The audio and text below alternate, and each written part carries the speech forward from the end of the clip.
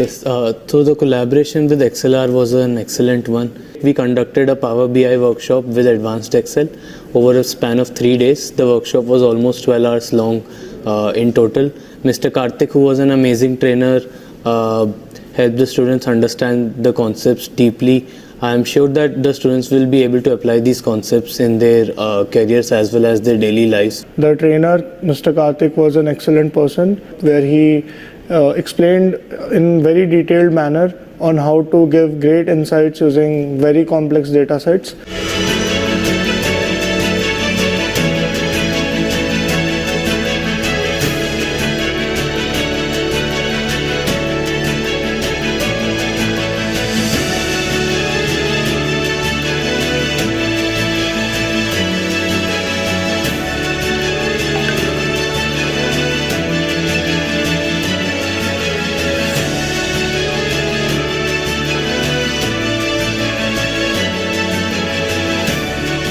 So it was a machine learning workshop.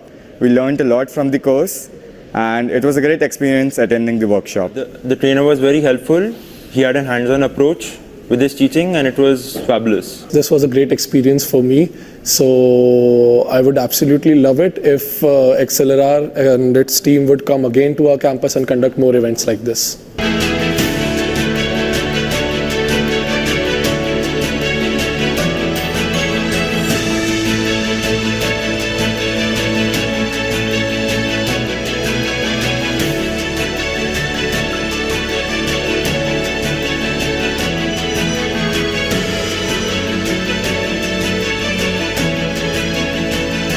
It was a great course and it started from basics and took me to a great extent. The experience of the workshop was really nice. The feedback from all the students was positive. They understood the concept. The workshop was also practical based with some questions. The experience with XLR was very smooth. They helped us in conducting the workshop smoothly right from the booking of the vendor and deciding the course till the distribution of certificates. In overall, this workshop was a success during our Technical Fest Atmos, and I thank XLR for being a part of it.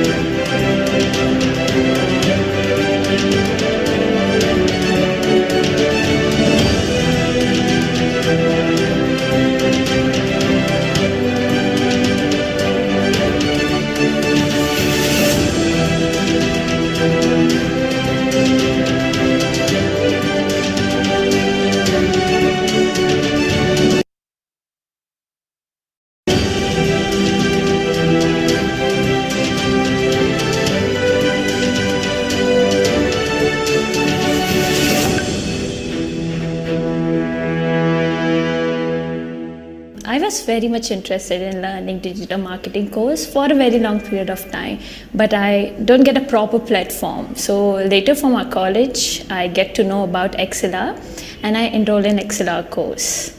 It was really good experience. Our course has been taken by Mayur sir, and he was very good teacher. He not only focusing on theory part, he is doing how real digital marketing works, and it was in total very good experience. I get so much of knowledge. Here they're not only focusing on study, they are also conducting different exam to test our knowledge, and as we are giving the exam, so to appreciate our work, they give certificates for the toppers, and along with the certificate they give hampers. Thank you, XLR. Recently, I was searching for digital marketing courses online in Google, and I came across XLR, and I attended a digital marketing course which was for 15 days. My mentor Mayur helped me for attending these classes. So he is a very informative and helpful guy. In the course end, there is a exam which I topped. So I came to the XLR office in Bengaluru. This digital marketing course has helped my career and my skills to develop, and the certificate has helped my company to join. Thank you, XLR. I came to know about this course from my college. Actually, for learning platform, this is very nice, and I learned from here ChatGPT and AI from online. Because he's teaching for me for AI generative and ChatGPT. We are using this technology in more.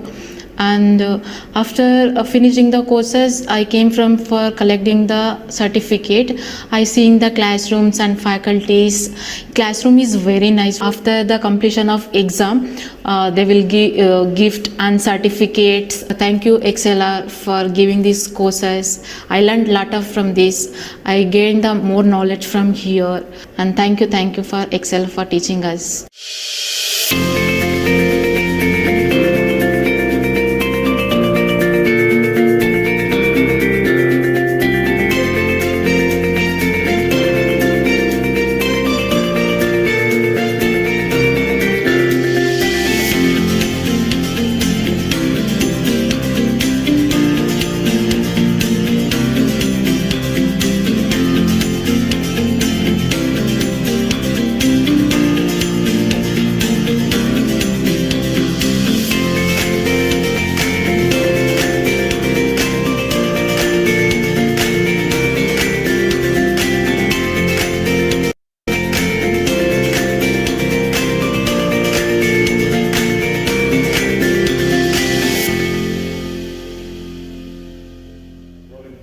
Hello guys, I'm Vikram Mahajan and I'm studying in Swami Vivekananda Institute of Technology College, and I came across a training program which was mobile app development using Flutter, which was given to us by XLR Solutions. I came across this program through my college faculty who told us about this program, that it is a very good course and you should enroll in this course. So I enrolled in this course, and initially I felt really good about this course because they started everything from a very basic point of view, that even if someone who doesn't know anything about Flutter or anything about mobile app development can also learn the same way the ones who know about it are learning. So no student was left behind and everyone was given equal attention. All the doubts throughout the course were cleared. And if we had any questions also, we were like, the trainer was also ready to stay for a longer time than it was scheduled, even for the sake of doubts. So that shows how important the students are to them. So it was a really good experience with XLR's program, and by the end of the training program, I was able to develop my own application. And through the development also, there was another point. So our sir taught us about how we can connect our own mobile phone to our laptop and write code in our laptop, and you can see the output in your phone. It was really creative and interesting for me. I felt really good about that. So in the end, I developed my own mobile application. I showed it to my mother. I showed it to my friends. I felt really good about it. So I would really suggest XLR. I would recommend it to all my friends to take courses from here, as they focus on the children, focus on the students, and they focus on what's necessary. That is, the students' doubts gets cleared and everything else. So today I came down to the XLR office to collect my certificate. So I got to know about what other courses XLR is offering.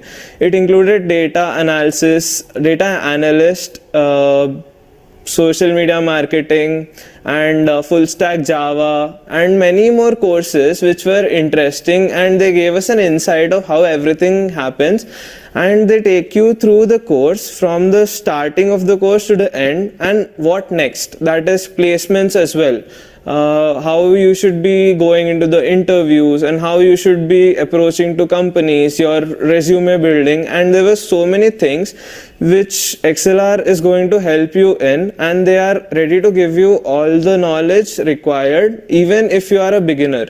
So I really felt good about this visit, and I would really recommend XLR to everyone who's listening to this, and also to all my friends, that I had a very good experience with XLR, and I would suggest you to experience the same.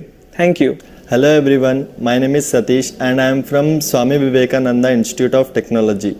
I am here to share my experience about XLR program. I took part in the XLR program that was conducted in the last month about the mobile app development using Flutter. What I liked the most about this session was the trainer started from the scratch. That means even the beginner who don't know about the basics of the program, even they can learn the most from this program. It gave me hands-on experience by developing a project which was the final outcome. Thank you XLR for giving me this opportunity, and I would also recommend all my friends to take part in the XLR programs. Thank you.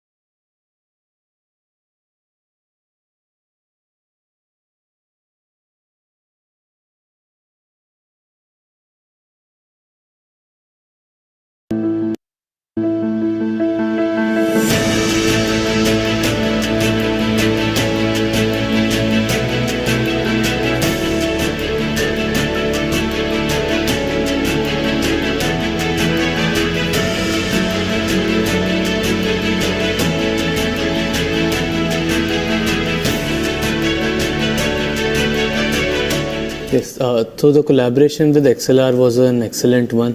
We conducted a Power BI workshop with Advanced Excel over a span of 3 days. The workshop was almost 12 hours long. in total. Mr. Karthik, who was an amazing trainer, helped the students understand the concepts deeply.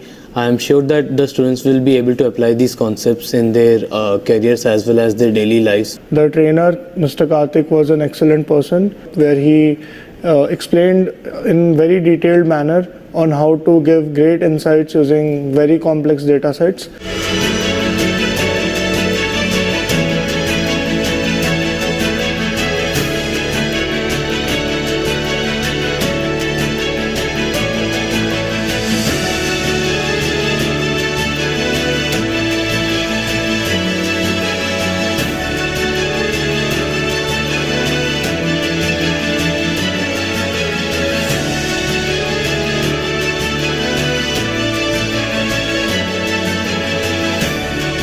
So it was a machine learning workshop.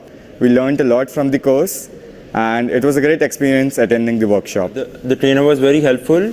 He had a hands-on approach with his teaching, and it was fabulous. This was a great experience for me. So I would absolutely love it if XLRR and its team would come again to our campus and conduct more events like this.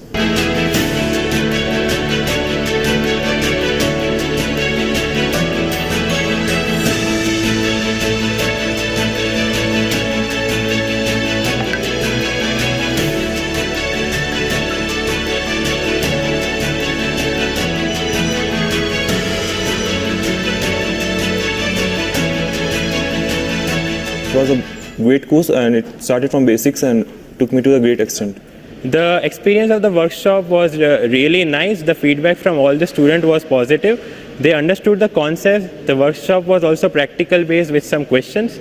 The experience with XLR was very smooth. They helped us in conducting the workshop smoothly right from the booking of the vendor and deciding the course till the distribution of certificates. In overall, this workshop was a success during our Technical Fest Atmos, and I thank XLR for being a part of it.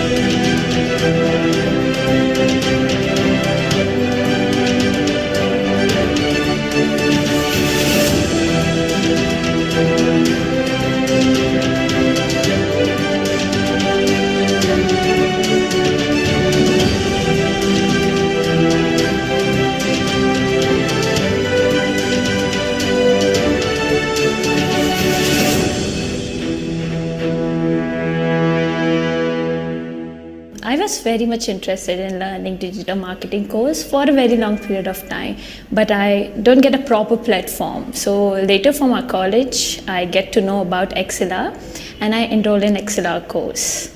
It was really good experience. Our course has been taken by Mayur sir, and he was very good teacher.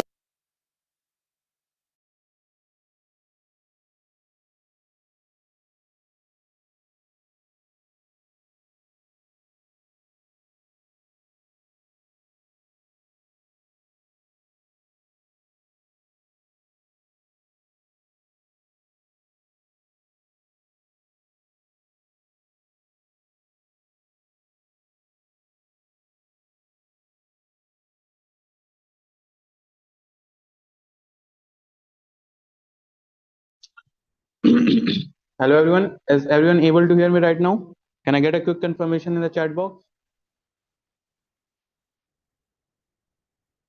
Is everyone able to hear me right now? Can I get a quick confirmation right now? Okay. Thank you all. So without wasting our time, let me just open a Salesforce and I'm going to share my screen. Then we are going to start the class.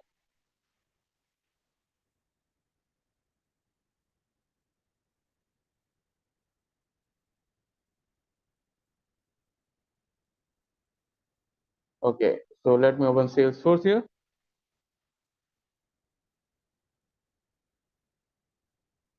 So today I am going to write out programs in developer console. And if you want to write your program in particular VS Code, you can write also in the VS Code. Remember, if you are writing your program in VS Code, you need to write in the particular script section in Apex program. And if you want to create multiple programs, you can name it different things. Every program name, like this is program for set, this is for list, and this is for map. So here right now I'm on my debugger console. So let me just clear everything first.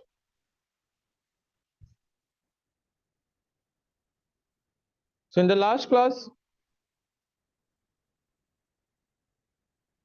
so if you don't go get the VS Code execution, you can search for the command which I already told you yesterday, the anonymous window execution command. You need to write sfdx and anonymous debug command execution, which you will find in the VS Code. You can use that command for execution. And if you don't found that thing, you are also able to found the particular execution on the top of the command without searching it. Okay. So now today we are going to learn about, in the last class we already learned about the primitive data type. We already see some type of primitive data type, and today we are going to start with collection. So the first collection we are going to see is list. So what is list, what is set, and what is map, we already discussed yesterday. But before going to today's part, I want to ask all of you that can anyone tell me what is actually a list is? What is list data type? How many of you know what is actually a list? Can I get a quick response in the chat box? Anyone know what is list?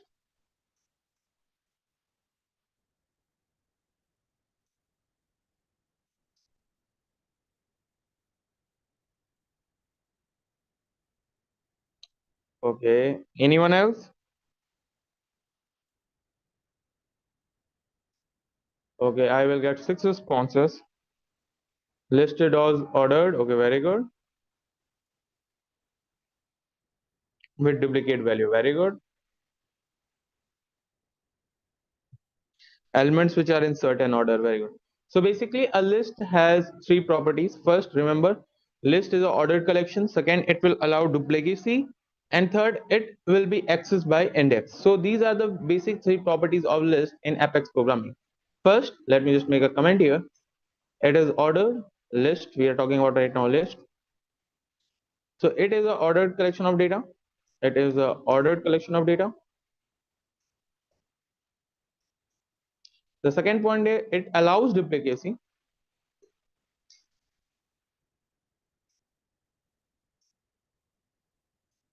And the third, you can access element using the index.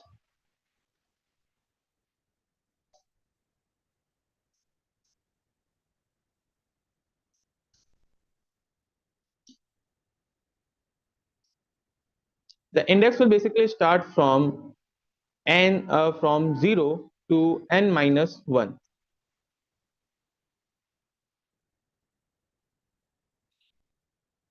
So basically your index start from 0 to n minus 1, where n is the number of elements which you found in your particular list.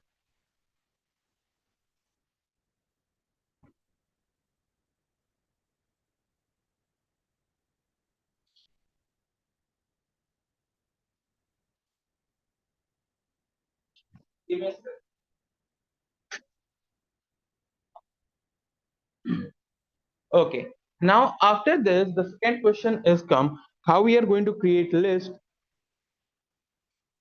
how we are going to create list in Apex programming language. So for creating list in Apex programming language, we need to do, or we need to create an instance of list class, because list was already a class created in Apex programming language. So we need to first create an instance of list, and then we are going to fetch some data or give some data in the list, and we are trying to perform some operations on list like adding, removing, deleting, and other things. So let's start. So first of all, if you want to create a list type of data in Apex programming language, first of all you need to write the data type name, which will be list. Now the second thing you need to write is the name of the list, which is what it was going to store. But before giving the list name, you need to specify here what type of data is actually this list was going to store. Because remember, list is a collection, so it was going to store different type of data. Either it was integer, it was a decimal value, or it was maybe your long or double value. So you need to specify which type of data your list was going to store. So first of all, you need to write list, and then this brackets, and inside this you need to specify which type of data this list was going to take. So I'm going to store integer type of data in this list. So first list, then these columns separated, and then you need to specify the data type. After this you need to name the list. What is your list name? So right now I'm naming this like my roll number. So my roll number will be basically my list name, which is I'm going to store. Now the third thing is we need to store information here, but this is not done. This is not our list was created. We need to create a new thing. So first of here we are going to create an instance. For creating an instance, if all of you study a Java a little bit, can anyone tell me which keyword in Java we use for creating a new instance of an object? Does anyone know which keyword we are using for creating a new instance of creating a new instance in Java? Does anyone know? New keyword, very good.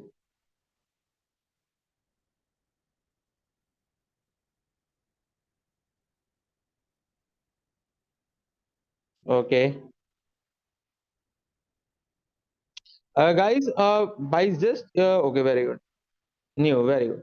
So we are going to use new keyword to create here a new instance of this list. So how you are going to do this? First, you need to give pass equal to, then new keyword, which was going to create a new instance of this list class, and then the same name which you write here. So it was created instance for this list integer. So after this, you need to like new, and then again list, and here you need to pass the value, which will be integer. And this is how you are able to create your list. Now after this, what you is the next thing is you need to pass some value in the list. So how we are going to do this? For this we need curly braces. We are going to take some curly braces, and inside this curly braces you are going to pass the elements of list by a comma. So let's give some values like 4 5 6 3 2. First value, second, I'm giving some random values here. So right now you see I just passed some values on this list, and now this list is created. Every number whatever you give in the list was separated by a comma, and the index will start from 0. So the first element if you see is the index number is 0, because in here the index will start from 0 and it will go till n minus 1. So if there was total 4 element, then the list size will be 3. So here you can see 0 1 2 3, 0 1 2 and 3, and end of this you need to put a termination, so your list was perfectly created. Now try to execute this and see does we get any error or not. So click on execution, and here our execution was successfully and we don't get any error. Our list were perfectly created, and here you can see execute anonymous apex list integer true false. If you go a little bit down, here you can see our list was actually created by, here you can see these values were actually created. But if we click on debugger console again, we are actually not able to see the list because we don't use to print this information. So now if we want to print this information, we are again going to use our function which is used for printing the information, which is system.debug. So coming here, let me come here. Okay, system.debug, and here you need to pass the name of the variable which you want to display. So control C, and here just passing this value. After termination, let's see does this list was executed or not.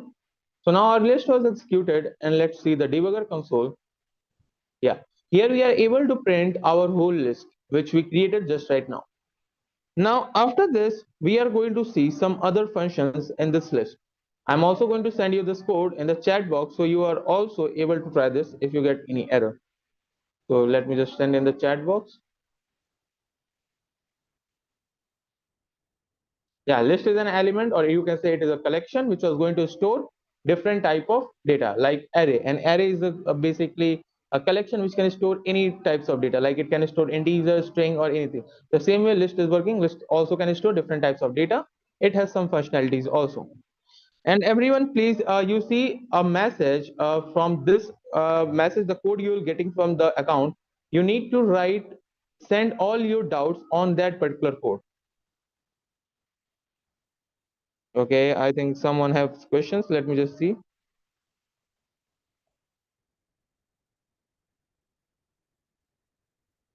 My execution problem. Okay, Chetan Gupta. Chetan, see, actually you don't created, you created a list. See, Chetan, you are getting this problem because see, what file name you are creating? You are writing only list. Chetan Gupta BCom, you see what you did here. You just simply write list. You need to write the program name .list.apex. Now, if you like list, it was only a notepad like a value. It was a text value which was stored. So you need to write the extension also. Then the compiler or editor note that this is an Apex program, and then it was going to give you the Apex editor or Apex execution code. Otherwise, it was not going to give you. You just simply write list. You need to write list.apex. So the editor note that whatever you are writing is an Apex code, and then it was going to give you the particular execution. I think this was clear to you, Chetan Gupta.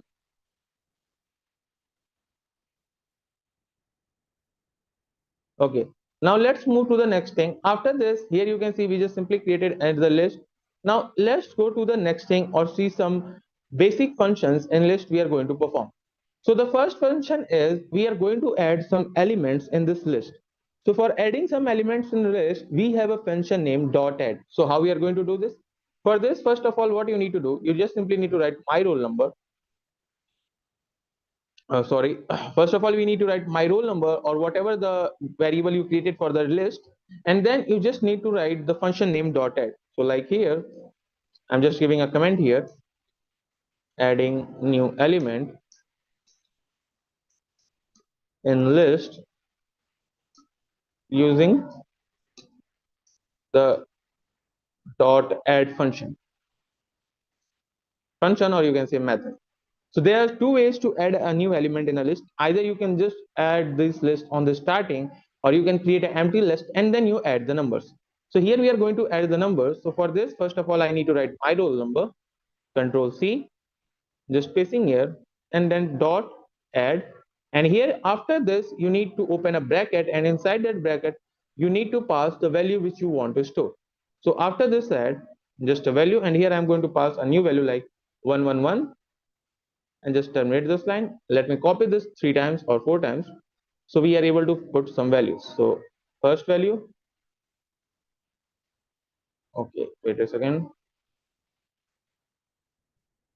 Okay, so 111, it will be 112. This will be 113. And this will be 114. Now, if I click on execution part here, the code was executed successfully and we are able to store some new elements. Now, if I click again on debugger only, I'm not able to see because this time also I'm just using the system debug on 7th line. That's why I'm not able to. So just copy this line again and after this here we are going to paste this, and this time I'm going to pass here a message also. Let me pass a message with a comma, and the message will be, this is old list.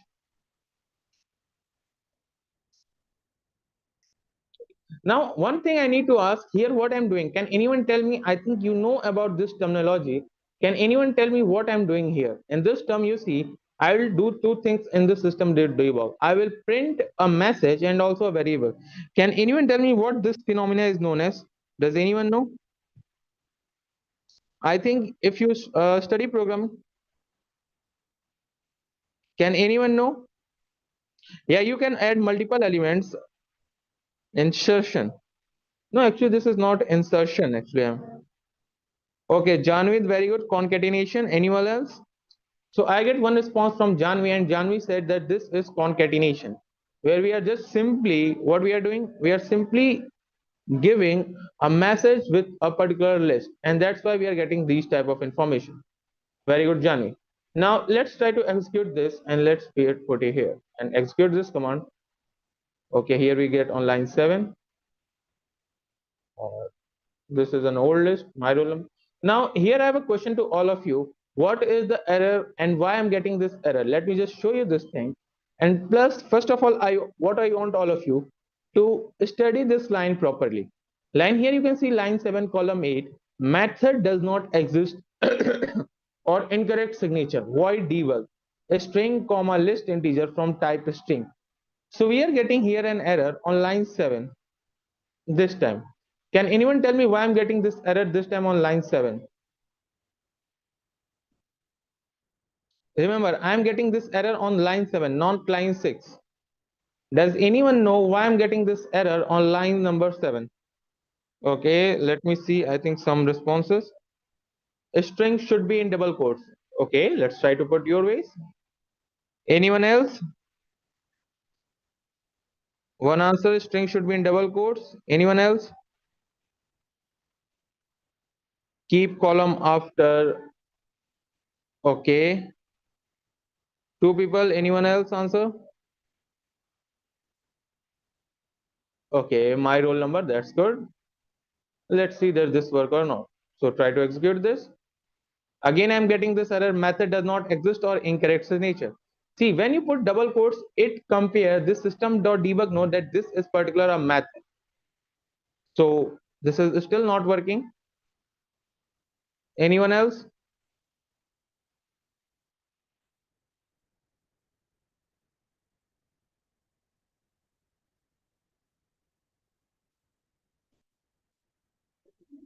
Anyone else knows the answer?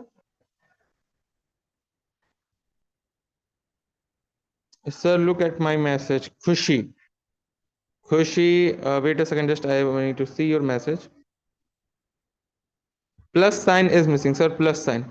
Okay, so one of you tells sir plus sign is missing. So okay, just try to put a plus sign here after this. Okay. Now does this work? Let's try this.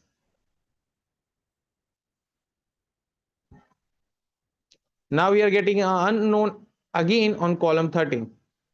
Should I move this like this? Again, I'm getting this error.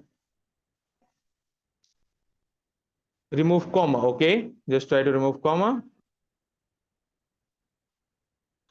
Okay, so one of you only get the right answer. I think her name is Khushi. Okay, Khushi will tell the answer. Okay, Amrit, Khushi,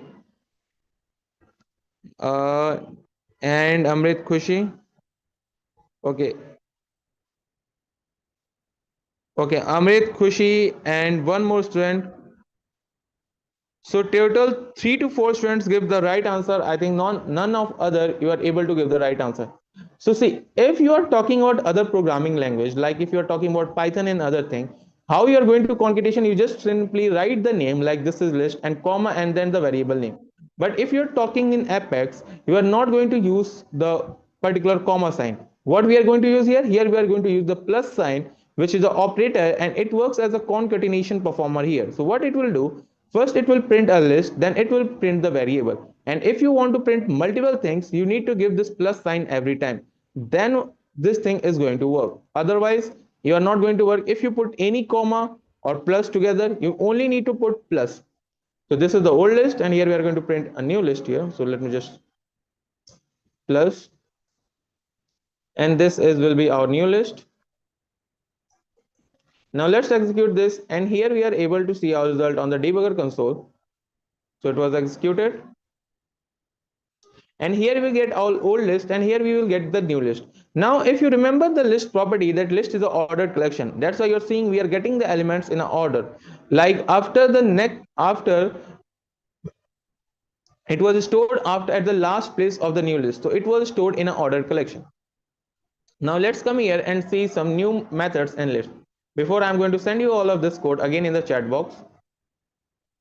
Okay, so just give me a second.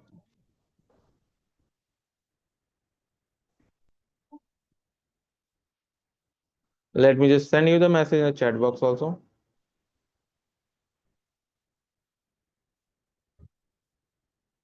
Okay, Sham, you already said it. Okay, so this is the particular code. Okay, now let's come to the next thing, in particular our course.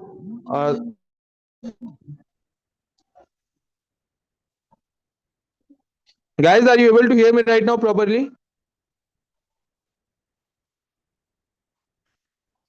Can I get a confirmation? Are you able to hear me right now properly? Okay, thank you very much. Okay, that's only what I need to ask. Okay, so after this adding a new element, let's talk about the new function in the list in Apex programming language.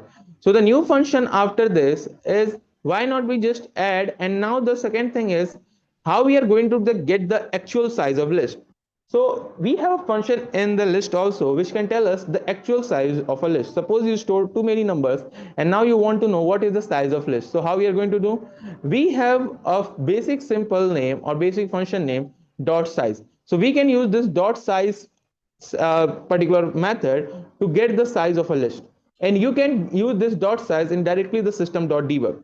So system dot debug.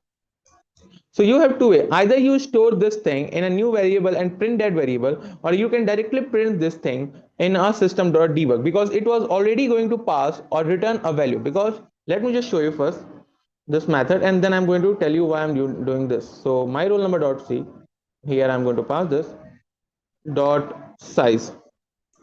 So what this method will do, dot size method, it was going to return a value which has an integer type. And what it was going to tell you? It was going to tell you the size of the particular list.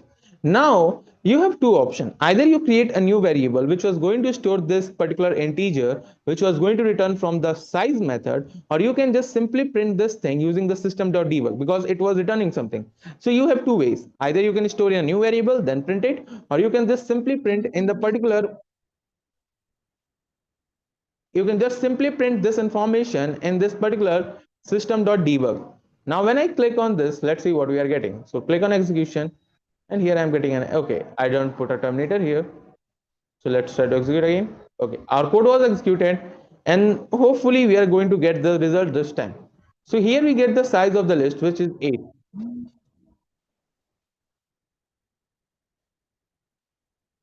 Guys, just give me a second. I'm just coming back in just 2 minutes. Just give me a second.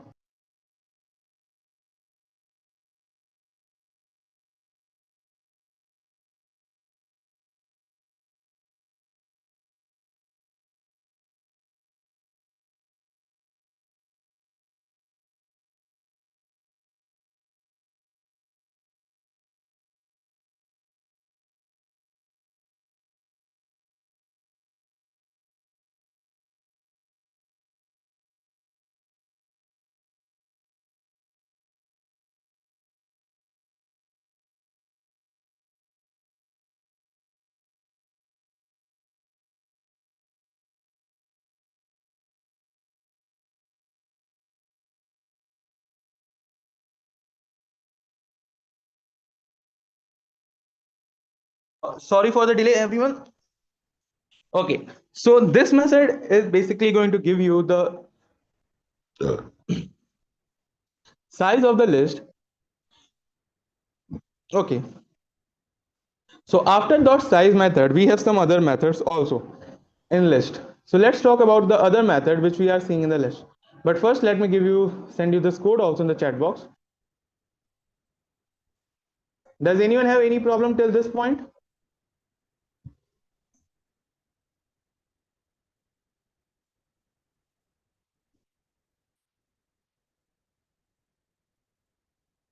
Does anyone have any problem till this point?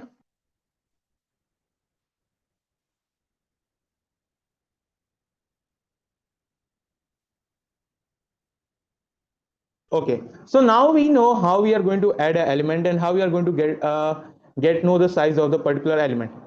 After this, let's try to do add a number on a specific particular place. For example, right now here you can see whenever I am inserting this element, it was going to insert in the last. So how we are going to insert element on a specific place for like on index 1 or index 2 or on index 3 or index 4. So how we are going to get this? So we have something also in the list, get index, or you can say we have a function named dot get.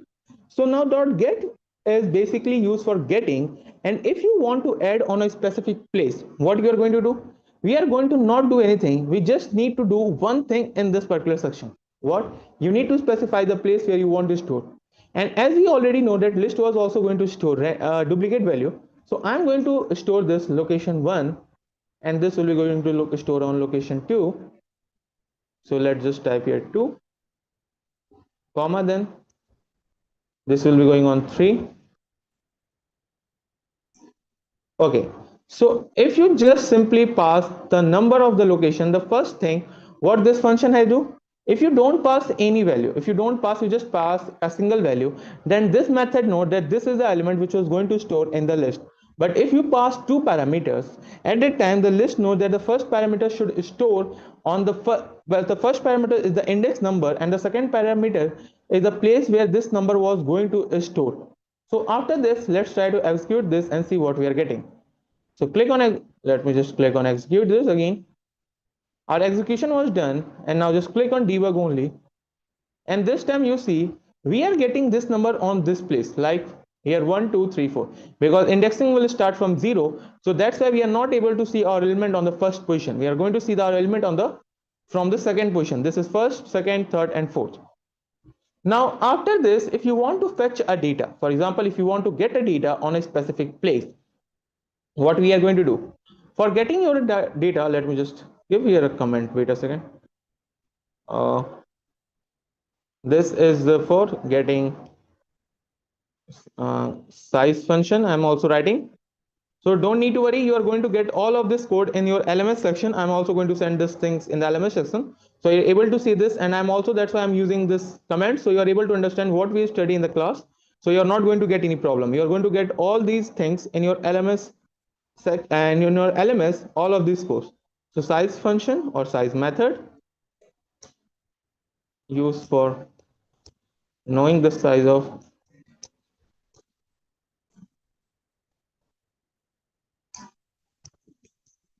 after this we have the next thing is get. For example, if you don't want to print all of the list, you only want to print a specific thing.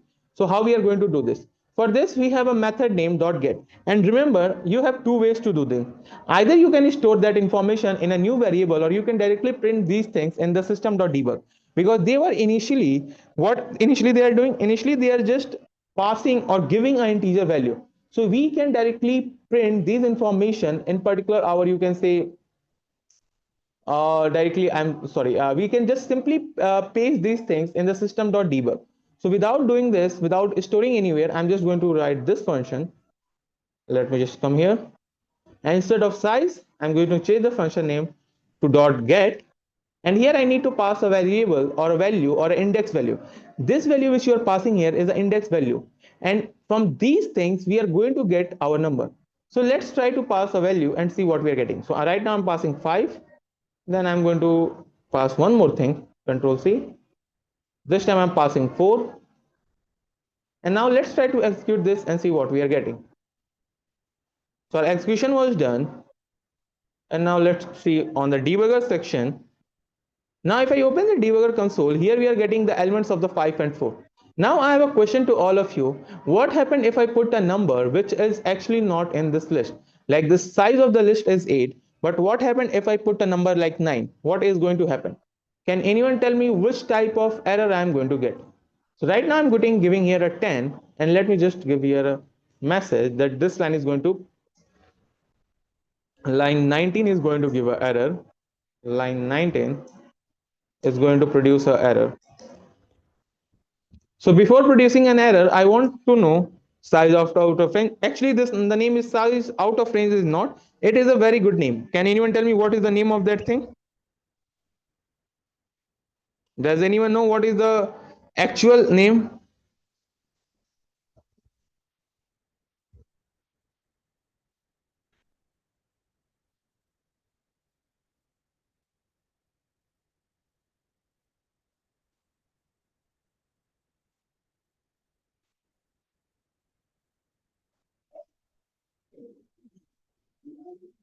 Can anyone know?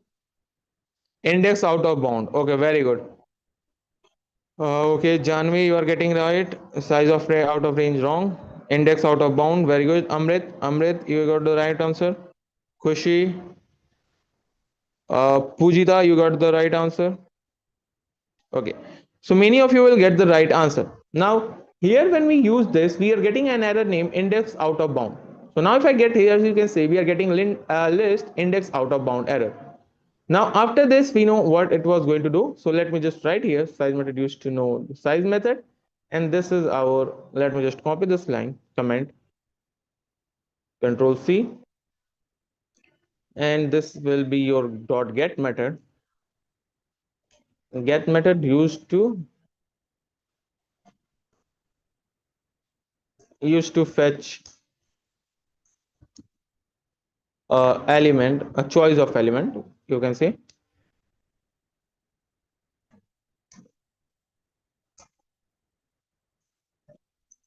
Okay, from the list. Okay, after this, we have already see these functions dot get. Now the next function in the list is going as something else. Now we already see how we are going to get the data, how we are going to store a new element on a specific place, how we are going to get the size. Now the next thing we are going to see how we are going to remove a particular element from a list. So if you want to remove the element from a list, we have the same function, everything is same, just you need to use dot remove. And dot remove is used for removing a particular element from a list. So how this was going to work, so let's just try to use this. So here, first of all, I need to see, okay, dot my roll number dot this. And here you need to pass an index value where you want to remove the element. So my roll number dot add, instead of that, I'm going to use dot remove, and here I'm going to print and pass the value or index number. So I'm passing an index value like 5. On 5 I want to erase. Now I'm going to get print two more things. So the first thing which I want to print here, let me just come here, size method. Okay, I'm going to print the size and now the current list also. So after this size and the current list. So for this is a new list. Okay, system.debug, I'm going to print this also. And here I'm going to pass a message. This is new list after removing, after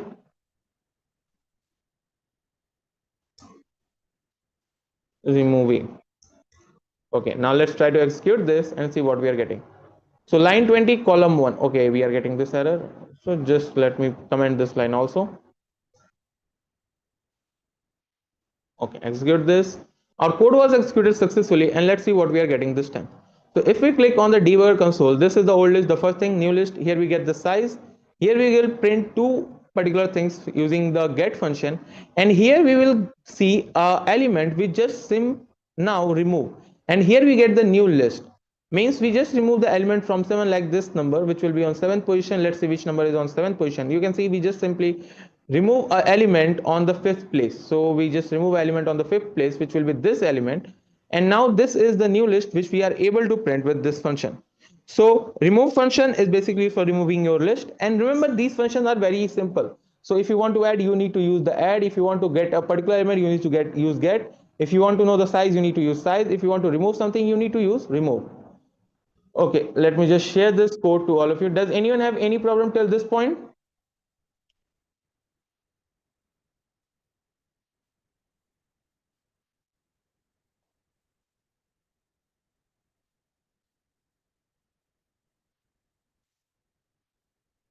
Okay, so now after removing a list, we have one more option like updating a value.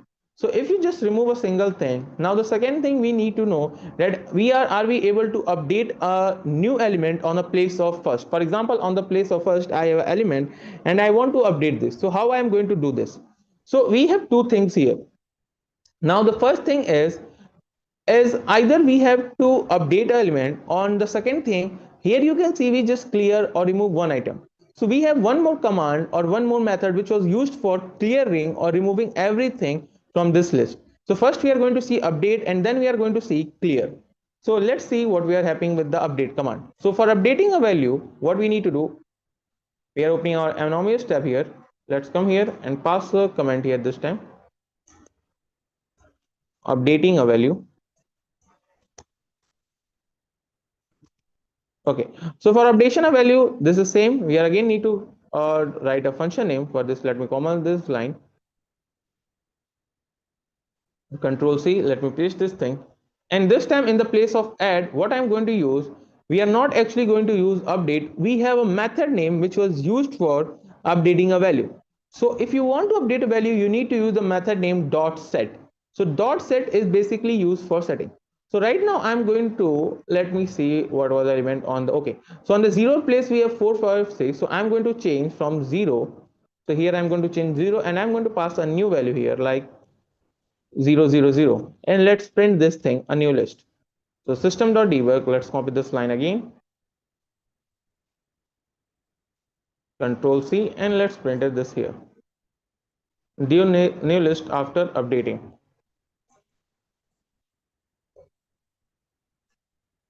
Okay, just click on execute and let's see what happened here. So now the execution part is done, and now when we click on debugger section, here you see we just simply remove this element to 0. Now we already know how we are going to update element on a specific place. Now after this we have a last method which was used for clearing.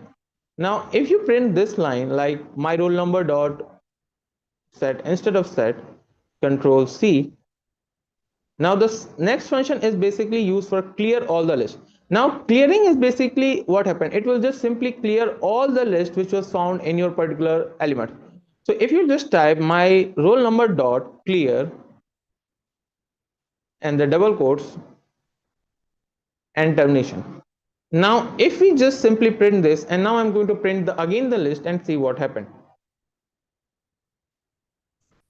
Okay, so Control V and allow to execute this. Our execution part was again done, and now if I click on debugger section here, it will basically clear all the list, means the list is now become an empty list, means the list does not have a single element. So clear list means it does not going to clear the elements of the list, not actually the list. So it was not going to remove the list, it just simply clear the list from the clear the elements of the list. So here you can see what we are getting here, message this is a new list after updating, means we are actually just print updating, that's why you are getting this message. So here what happened, we just use this clear and it will clear all the data inside the list. Now I have a question to all of you. How many of you able to tell me a real world example of list? Like yesterday I will tell you a real world example of a map data type where we are actually using map. Now I have a question to all of you. Here where we is the actual use of a list in real time?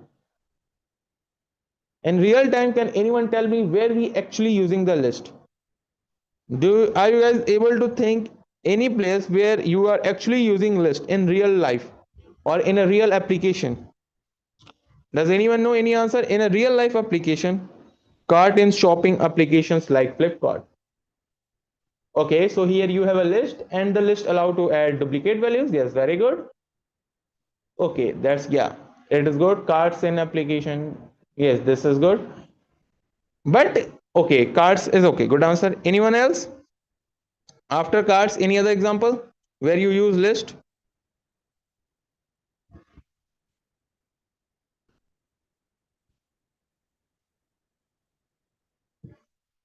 cards. Okay, any other places? Calculators. Okay, we in database management for any organization. Okay, but I think in database management we actually don't. Database is actually a data. So in database we are not going to use list,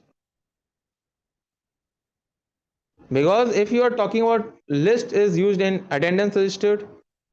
No, actually attendance register we are not allowing list, because see, in attendance duplicacy is not allowed. Suppose you have a roll number and at that time you are not going to use in attendance system. Like if the two roll number is same, then this will be a conflict. So list is actually not allowed in these tab. In online shopping items and its name, yeah, you can use in bank account balance management. Okay, yeah, bank account balance management is a good example, because in bank we are actually no, here you can say this will be also a okay, ERPs, yeah, we are using ERP. Task list in apps, yes. Okay, so some of you will get right answers, but in banks we not say, because see, in banks we also avoid duplicacy. So if you use list, there will be a multiple duplicate values continuously printing. So it will be a good answer. In shopping carts we actually use list. So this is the basic example for list. Now after list we are going to see the next data type, which will be set. So before going to set, I'm going to send you all of this code. Try this on your own and see what type of result you get. Now you have more functions or more methods for list. Where you are going to find that, let me show you first. So if you want to try more methods, because there are very high methods in list we are right now available, so and but we are not able to see or try everything in the class, because it was going to take a very lot of much of time. So I'm going to show you list Salesforce. Okay, are you able to see the screen right now? So when you search for list Salesforce on Google, you will get this particular icon. First icon, list classes Apex reference guide, or list Apex developer guide. So you need to click on the second, list Apex developer guide, and when you open this thing, here you will get everything information, every list, how you are going to create an empty list, how you are going to add some elements, and here you will get multiple types of method, which was here. You can see it has like mini methods which for list, and you can use all the methods for this here. So you can use this particular page, you can study these things, and I think we already cover a more about list, so you are not going to get any problem. So just for your preference, you can see this and you will get some information from here. Maybe you will find one or two methods from the list also. So let me also share you this tab also. So Control plus V. Okay, now let's come out to our developer console and start the next thing. Now after this, we are going to see the new particular thing, and the new thing is set. Now before going to set, first talk about what is actually a set element and what we did in the set. So let me make a comment here first, and let me write here about set. So basically a set is also a collection in Apex programming language. It was also going to store different data items or different type of data. Now in Apex set has also some rules. Now, if you remember, list allow duplicacy, where set does not allow duplicacy. Set doesn't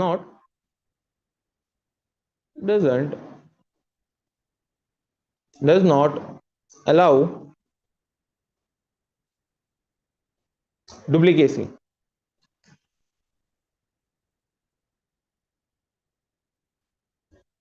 Set does not allow. Not actually does not, spelling is wrong. Sorry for the spelling. Don't allow. Set don't allow actually duplicacy. Let me just go here.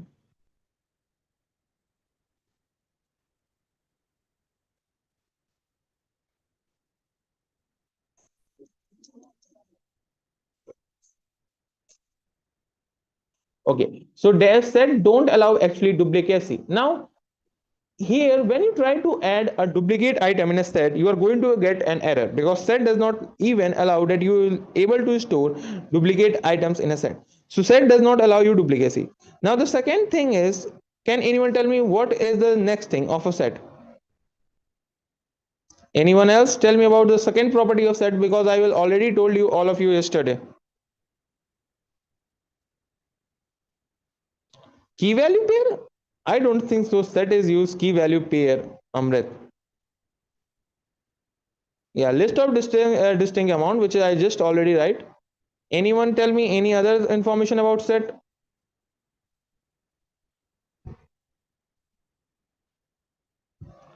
First, it don't allow duplicacy. Then the second thing, anyone else?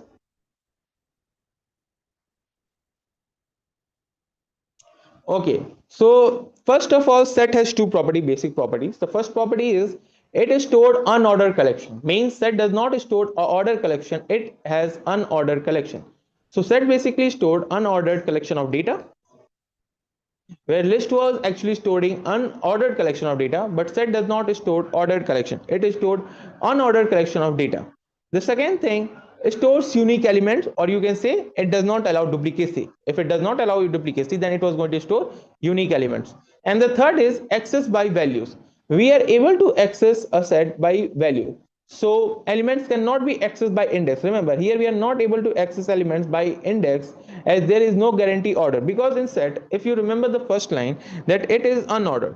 So if it was unordered, then you are not able to access the elements by index, but you are able to access the elements by value. For this, we use a function named contains, and we are going to see all the functions of sets as well. So let's start here. So let me just write first thing. First is unordered collection, then set don't allow applicacy, and you are not able to access element through index. You are not able to access element through index. Now I have a question to all of you. If you are developing a CRM software, remember these things, I think many of you thinking that this is not important, but these are the basic building blocks of for you to create a very good CRM through Salesforce or through any other platform. So now I have a question to all of you. If you are creating a CRM for a particular, suppose you are creating a CRM for my business, and in my business I want to create something where I have a very confidential data, and the data should be very precise, cleared, and everything. At that time, which data type you are going to use? Are you going to use the set data type and the sub or list data type? Suppose I want to store some type of data which is important to me. At that time, what you are going to choose? Are you going to choose set or are you going to choose list? Remember, here for me, security is very important. Remember what I'm saying. The priority, see, listen about the priorities. I'm telling that I have very important about, remember, you are making for me. So I am able to fetch the data directly from the screen. I don't need to write these program. At that time, what is the best thing? Set or list? Okay, list. Remember what I'm talking again. I'm talking about security here, security and data precision.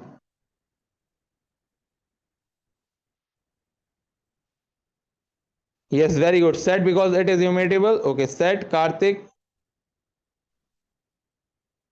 Okay. Anyone else? Amrit? Yes, very good. So see, it was depend on you actually, because see, if you want to create a CRM for any particular person, see what is the main purpose of telling you and teaching you all these things, that you know the basics of actually how the big things are created. So if you have a client and the client said that the data is very important for him, at the time you need to decide what you are going to use. Either yes, set has some disadvantage, like it does not give you the index type, and it does not have the limitations, it is also mutable and other things. But if the client said that the data is very important and he wants security, at that time you are going to use set. For example, set is used for storing the student's roll number, for bank accounts number, employees ID. So wherever uniqueness come, data preciseness come, you are going to use set. Now let's see how we are going to create a set. Very simple. Set is going to create the same way you created the list. Again, you just first of all need to write the data type name, and then what this set is going to store, what type of data. So let me just create here. First of all, I need to write here set. Then after this, which type of data this was going to store? So I'm going to store integer again. Integer. Okay, you can write anywhere. I just sorry for this. Integer. After this, the name of the set. What will be the set name? You can write anything. So I'm writing here just name a new name like accounts. Okay, accounts will be my set name. Set integers account. Okay, wait a second.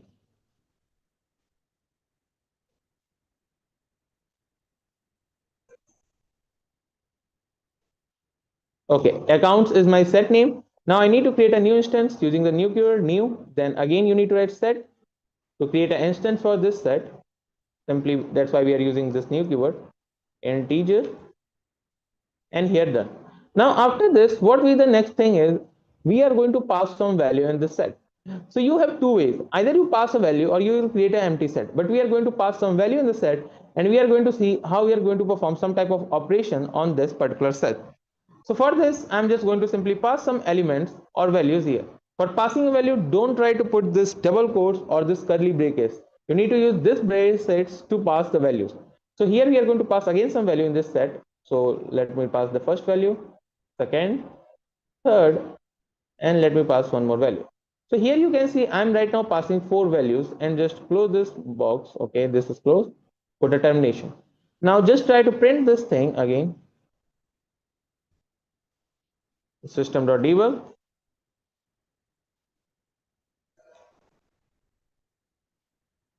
Debug, and here we need to pass the name, which is account.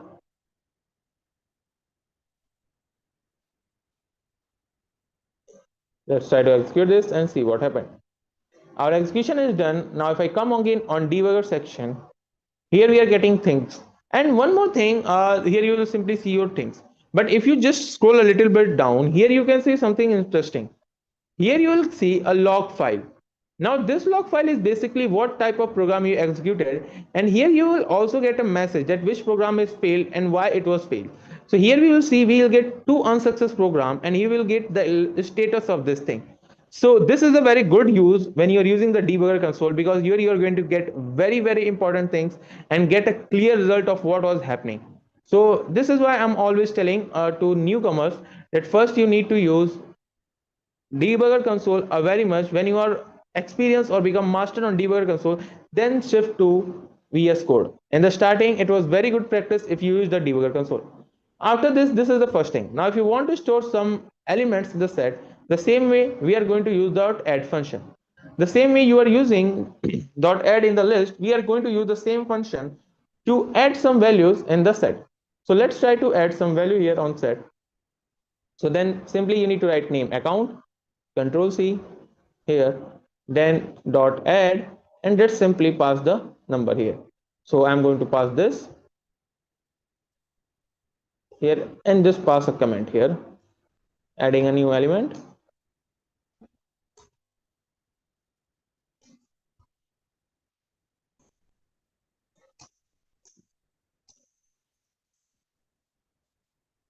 Okay, now if you guys remember in the starting I told you that set is not going to store duplicate elements. So let's try to put first I'm going to pass some values here, and then I'm trying to store a duplicate value. So right now I'm just passing distinct value in this set, three distinct value, and after this I'm going to pass some duplicate value and see what I'm going to get. Okay, so let's try to print first this set, and after this we are going to pass a duplicate value here, and let's see what we are going to get. So I'm going to add this element again on this set because this was already stored. So let's see what we are getting. So now if I click on execute, see, execution part is actually done here, and now if you click on debuggers only, here you see we are actually storing 245, 245, 452, 486, 4512, 45872, 45873. So what was actually happening? See, nothing is going to actually happen if you want to store a duplicate element. It was again going to same. So it does not actually allow, it does not produce you an error, but it just simply don't add that element. So if you just simply add a duplicate value, it was just going to ignore that thing, and it was not going to store that particular value again. So if you put this thing one time, two times, or three times, nothing is going to happen. Now here you can see 485733. Okay, now here you can see the same thing happening with this element also, because I already write 732 times here on this line 11 on line 13. So line 11 and 13 will actually not execute it. First, because the set see that this element was already in here, so it just simply ignore these values, and we are not able to add, and we are not able also getting an error. So if you execute this line, you are not going to get any error, and you are going to get this result always. Does anyone have any doubt till this point?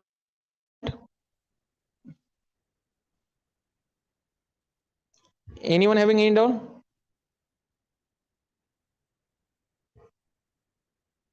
So if data are also needed to be accessed quickly, even the data is highly sensitive or needed, then which collection do we have to use? See, if the data is highly needed and if the data is very important, then at that time the best collection is map, because map is a key value pair. And sometime maximum, you see, whenever we are actually storing in application data, we are actually making the key values pair, because map is a very good thing, because map has a key and a value pair. So the best thing is for me map, because map also provides security through keys, and values will be duplicacy, so it provides both functionalities, the set and the second functionality, you can say the list functionality, both in a single. So the best data type is map. And if you want your data to be more accurate, and so you are able to use list, but you need to create some functions or method by your own self. So in list you are not allowed to store duplicate. For this you need to create your own methods and functions which can produce an error when you want to store a duplicate value. So you need to modify these things also. I think everyone is clear till this point. Should we move to the next function? Okay. So now let's come to the next function here. Now after adding a new element, here we can see if we are trying to have a duplicate element, we are not going to get any error, but the element was not going to store. Now after this, we are going to see that how we are going to check if set has an element. Like set does not allow you to access an element through particular thing. So how we are going to check if a particular element was found in set? So see, where we actually use set. Set was actually used for storing information or real thing names in our e-commerce website or in CRM software. So in e-commerce website, we store different types of data. At that time, we use set, because in e-commerce website, we don't want every product will be duplicate. So what happens? See, in e-commerce website, every product has some types of differentiality. The name may be same, but anything will be different, because every product does not same. So if you want to search for set, what we are going to use? We are going to use a method name dot contains. Now what this dot contain was going to return? This dot contain is going to return either true or false. So it was going to return a boolean value. So we have a method name to check whether a value was available, whether a value was available in set or not. Okay, so now guys, the question is here, check whether a value was available in set or not. So what it was going to do? It was going to pass or give a boolean type of result, means it was going to return a boolean variable, boolean return type. So the function name is basically account dot, we are first going to print already, so system dot debug. Okay, after this we need to call the function name, which is dot account, control C, and here I need to type account dot contains. So contains is a method which was going to use for checking whether element was in the particular set or not. So you need to write our names, accounts dot contains. So contains, okay, and then double quotes, and inside this double quotes you need to pass the value which you want to take. So now I'm going to check the first element, which will be 45872. So 45872. Now this particular method is going to return one thing, and what it was going to return? It was going to return a boolean value. Either it was true or it was false. So let's try to execute this thing 2 times. So this time I'm using checking a verified number, and this time I'm seeing a number which was not available. Now click on execution part, and here I'm getting an error. Now just I want all of you to see this error again. It's a method does not exist or incorrect. Void contains integer from type set. Now can anyone tell me why I'm getting this error? This is a very simple thing. Does anyone able to identify what is the error here?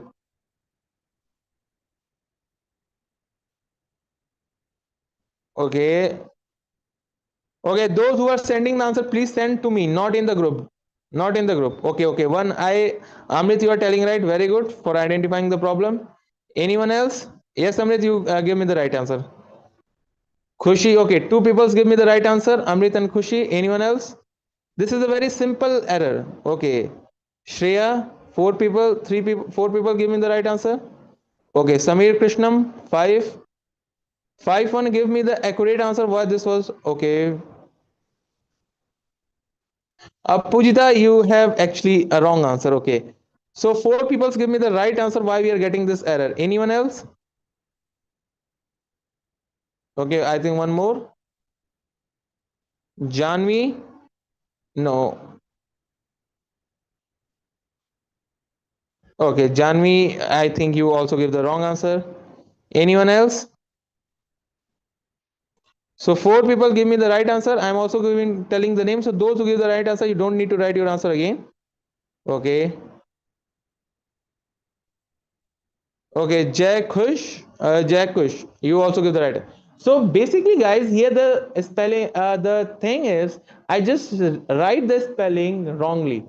COIN. This is the wrong spelling for contains. See, sometime when you are searching for bug, there will be not a chance that the error will be a very big error. Sometimes the error is too small that we are not able to focus on that thing. Sometimes a single spelling mistake and you are searching for very big thing like what is the data type error, what is this method name, you go to check for methods. No, sometimes a very small error will be become very big because we are not checking the small thing. So here we just make a spelling, that's why we are getting these things. So the actual spelling will be CONTAINS. So let me just write the actual spelling. Okay, now if I try to execute this time I think we are not going to get the error. So let me just try this. Gains, okay, wait a second. Gains 45, but okay, here I need to write this again. Okay, 45873 4. Okay. Okay, so now after doing this, this is correct. Now we are not going to get the error because in the first time the error which I'm making is the spelling mistake. I just make a simple spelling mistake. That's why we are getting this error. And if you remember, the error which we are getting is that method not found because we write a wrong thing. That's why we are getting that method not found. Now let's try to execute this and see what we are getting. Our code was executed successfully. And here if I come on debugger console again, here we see we get two values. The first is true and the second is false. Now these values are very easy values because true is basically this function returning two things. The first is a boolean value. The boolean value will be already you all know it was going to be either true or false. So it checks this element and what it was going to do, it was going to perform binary search. So basically in binary search, it will search for this number in the entire set, and after searching this thing, it will tell us that this element was available in this section or not. Now I have a question to all of you. Can anyone tell me which type of searching here perform? Binary search, linear search, or merge sort? Which type of searching here perform? Binary search or linear search? I have a question to all of you. Which searching is here performing? Binary searching or linear searching? Linear, okay. One person tells right answer. Anyone else? Binary, okay. Can anyone tell me which type of searching is performed here? Anyone have any answer? Binary, sir, okay. Okay, binary. Shantosh, Jirao, Shyam. Two persons said linear and okay, linear search. Those who are saying linear search and those who are saying binary search, can you explain your answer why we are using linear here? Those who are saying binary search, I have a question to all of you. Go to Google and search for what is actually binary search.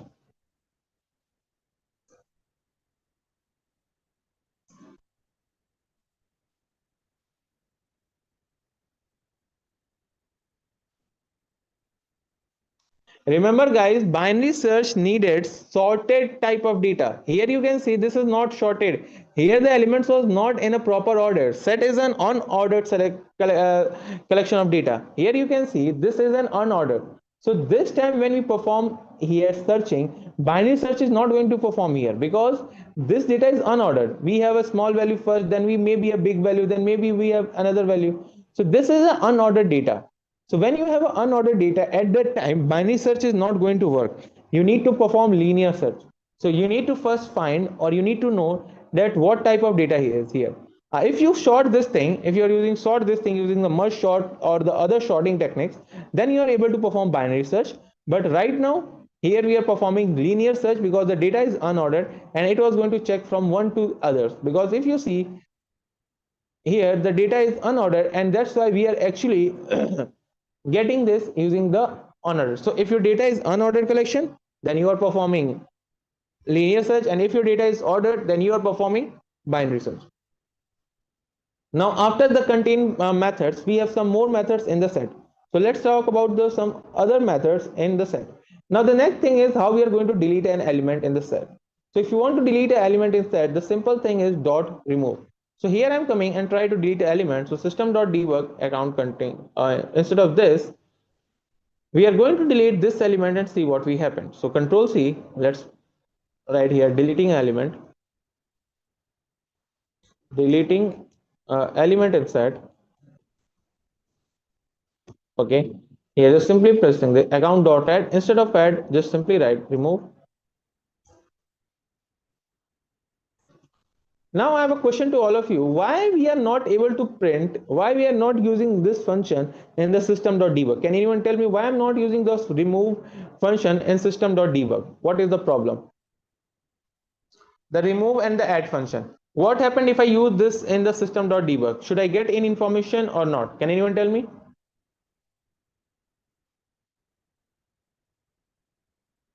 See, the point of not using the add and remove functions in the system.debug, because these functions actually not return anything. They are like a void type of method. They are actually not returning anything. Remove is basically remove element and it does not give anything. Same way, the add will simply add element in the set, but it was not returning anything. So if you use these functions inside the system.debug, you are going to get nothing result. That's why we are not putting this thing inside the system.debug. Now just try to print the basics new set and see what we are getting. So here just type here system.debug. Instead of this, I'm just removing these things. Try to execute this. Here our code was executed. Now we'll wait for debugger's console. Okay, it was loading view content.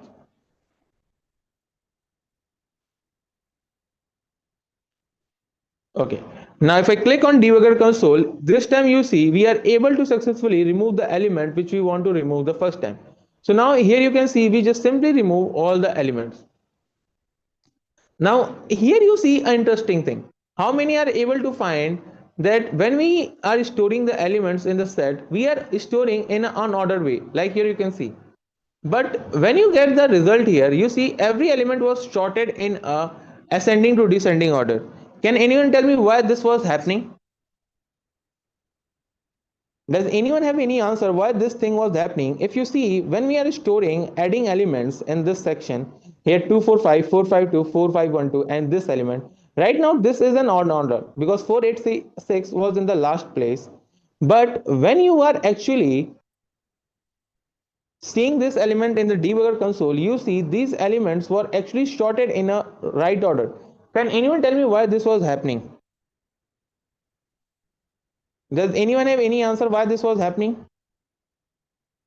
Yeah, default is an ascending order of set. Very good. And that's why we are calling set is an unordered collection of database, because when you are trying to store a number, it will already store in a way. Either it was stored in ascending or descending.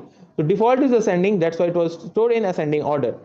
And that's why this is called an unordered. If there was a list, then this element, whatever the new element was going to store in the end of the list. But here it was not going to actually store in the end of the list or set. It was going to store in an ordered way.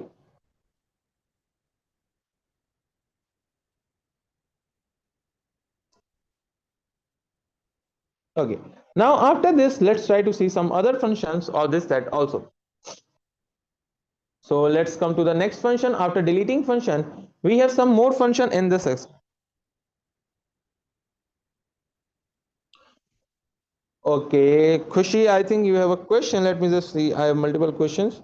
Okay, let me see all of your question.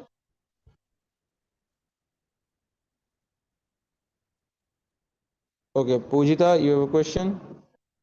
Add operations short the data and give the output. Okay, operation sorting.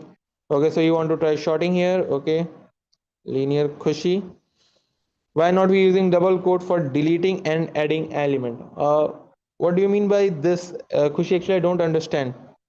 Double quotes. Why we are not using account.remove? Okay, so you are asking why we are not using here on double quotes in this column. Am I right?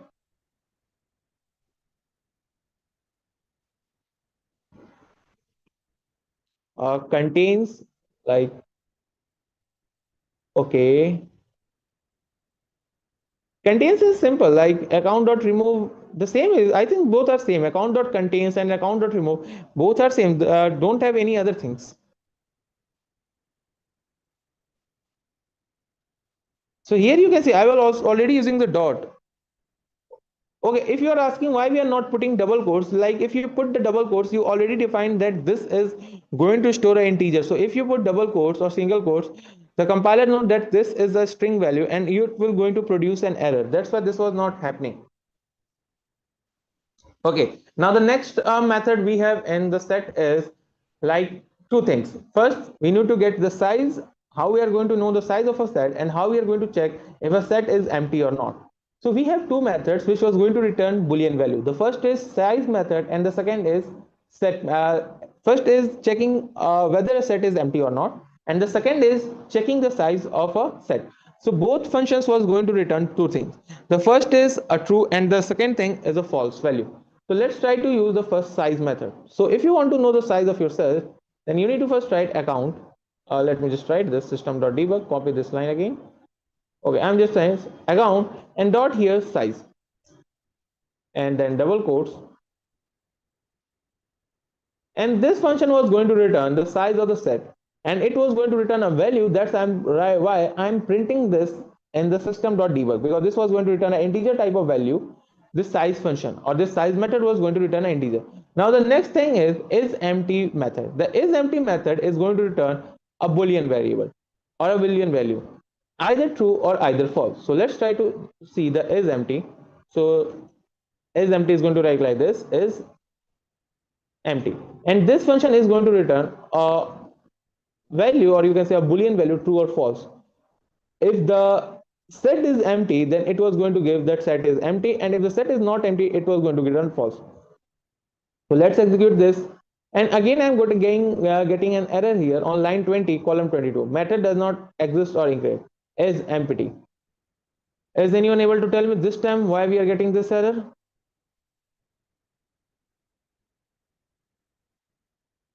Okay, anyone has a, yes, very good, empty spelling.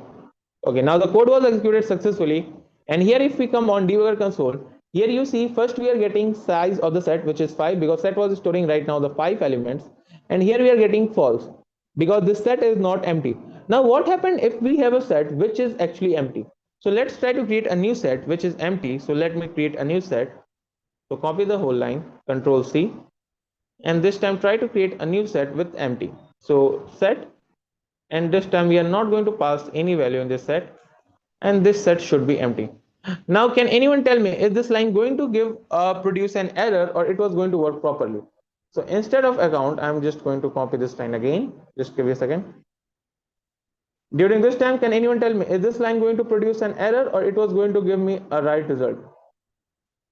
Can anyone tell me, I'm going to get an error or I'm going to get the right result?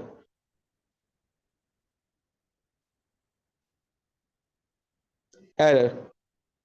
Why error? Amrit, you said we are getting error contain. Okay. Very good, Amrit. You have a right answer. Shreya. Yes, Shreya has also right answer. Okay. Okay. One of you say no error. Okay. Actually, it was going to produce an error. Karthik error. Okay, Karthik error. Very good. Why are we using flower brackets? Because this is the method way. This is the way. That's why we are using flower brackets. Okay, Vijay. Okay, anyone else? Can anyone tell me why are we getting error for this code or not? Only 2 to 3 answer gave me the right answer. Okay, Kushi. Okay, very good. Okay, so many of you will get this way that we are going to get this error. The basic thing is the same variable name, because here you see we have the same variable name. That's why we are going to get error. So we need to change the variable name. So I'm going to change account new. Okay, account. Okay, wait a second. Let me come here again. Control C. Here I need to just do one thing. Let me just remove this line again. Control V. Okay. Set integer account is equal to, instead of account, let me just account 1. Okay. And here I am just going to remove everything. Okay. Now this set, in Python to represent set we use open parenthesis, but in see, every programming language has their own ways. You are not going to compare Python with Java. Python is some other thing. Like if you see in Python we actually don't use terminators, but here we are using terminators. So every programming language has their own ways to write and do things. So Python has some other functionality and set has some other functionality. So we are not going to say that why we are using this in Python when why we are not using this in this here. So everything has their own functionality. Let me just write this down. Control plus F. Okay. Now this is done. Let's try to execute this and see what we are getting this time. So now our code was executed, and this time when I click on debugger only, here I am getting true because this new set which I just created has empty. That's why we are getting true for this result, because this set does not store any value, and the first set is actually storing a value. That's why we are getting a value, a message like it was false. Now after checking a set, either it was has empty value or not empty, the next thing we are going to do is remove the elements. Now we are able to delete one element, we are able to delete two elements. Now if you want to delete all the elements from a set, the basic function is basic dot clear method. So if you use dot clear method, you will able to remove all the elements from a set. So simply you just need to write the set name or your set name, control plus B, and instead of dot remove you are using clear. So if you want to remove one element, you are going to use clear, and if you are going to remove, and if you want to use delete all the elements from the set, you are going to use dot clear method. So account dot clear, then here, and then pass this parenthesis, and this is going to clear all the elements from the account. So if we click here execute, our code was executed successfully and all the elements from the set were actually deleted. But if we click here, we are getting see this thing. So let me just open execute anomalies tab and try to print this account dot size, no, account empty after this account clear method. Okay, control V, and let's try to execute this. Now if we just give execution part, your execution was done, and click on debugger section, and here we are getting true this time because now the set has cleared and it does not have a single element. That's why we are getting true this time. When we are using whether a set is empty or not, we are using the empty function. Now I'm going to give you all of this code, this set code. Try to use these codes and see whether you're getting these results or not. And also if you want to try more functions of set, you can visit to the Salesforce set class and you are able to find more functions, which is very useful when you are creating a CRM software for something, for some specification where you are going to use these functions. So let me just send it. Okay. Does anyone have any question till set and the list? Does anyone have any question in set or list, or should we move to the next data type, which is map? Anyone have any question, or should we move to the list?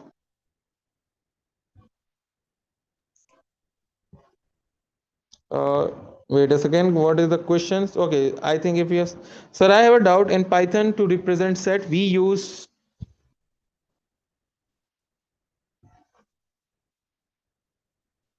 okay, I have a doubt in Python. See, every programming language has their own way to write and do things. Like if you are using Python, in Python we actually don't use terminators, but in other we are using terminators. So every programming language has their own way. Yeah, you can add multiple elements at the same time in the time of creation a set where you can specify multiple elements. Yeah, you can also store a string, but for this string you need to write pass the value in the single quotes, then it was going to store in the strings. Yeah, you can store it. See, if we are not able to store a string, then why we need to specify here data type? Here we need to specify the data type which was going to store in the set. But you need to separate every string through a comma, and every string should be inside in single quotes.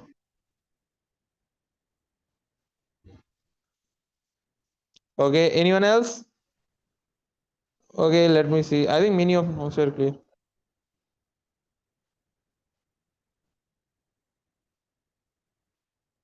Yeah, you can call an empty set as a null set, Vedi. So do we have negative indexing? I don't think so. We have negative indexing in Apex actually. In Apex, you don't have actually negative indexing.